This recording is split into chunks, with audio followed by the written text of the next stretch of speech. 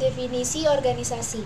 Menurut Max Weber, organisasi dapat diartikan suatu kerangka hubungan yang sudah terstruktur, yang mana di organisasi tersebut memiliki tanggung jawab, serta kewenangan dan pembagian kerja bertujuan dalam mengeksekusi fungsi tertentu.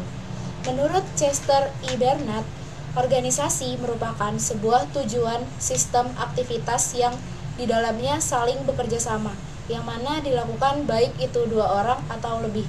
Menurut saya sendiri, organisasi merupakan sebuah wadah untuk menampung orang-orang yang memiliki tujuan yang sama dan dikendalikan oleh seorang pemimpin dalam organisasi itu sendiri.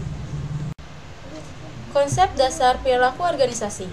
Perilaku organisasi adalah suatu disiplin ilmu yang mempelajari tentang perilaku tingkat individu dan tingkat kelompok dalam suatu organisasi serta dampaknya terhadap kinerja.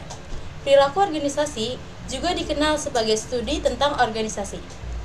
Perilaku organisasi mengikuti prinsip-prinsip perilaku manusia. Setiap organisasi sangatlah dipengaruhi oleh perilaku manusianya. Organisasi adalah sumber daya yang umum bagi semua organisasi. Tidak ada organisasi tanpa orang. Ruang lingkup organisasi.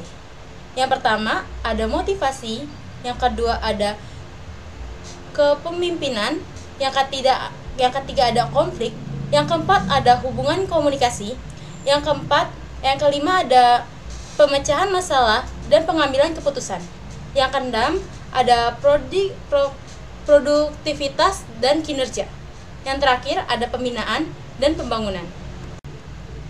Oke, selanjutnya adalah konsep dasar struktur organisasi. Sebelumnya, pengertian dari struktur organisasi adalah suatu susunan dan hubungan antara tiap bagian serta posisi yang ada pada organisasi atau perusahaan dalam menjalankan kegiatan operasional untuk mencapai tujuan yang diharapkan dan diinginkan.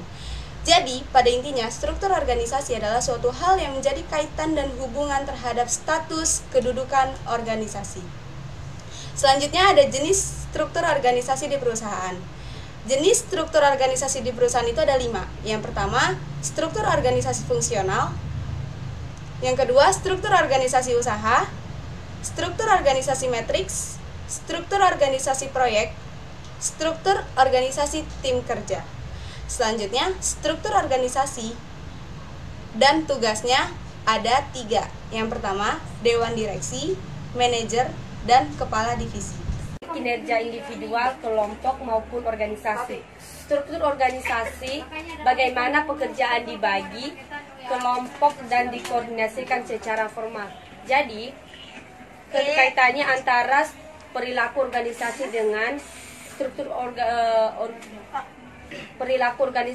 struktur organisasi itu yaitu suatu tindakan kedisiplinan yang harus dilakukan secara organisasi, di mana kedisiplinan itu baik jika dilakukan pengelompokan pekerjaan secara formal sehingga pekerjaan lebih mudah dilakukan dengan tugas masing-masing, sehingga sesuatu organisasi itu dapat mencapai tujuan secara individual. Terima kasih.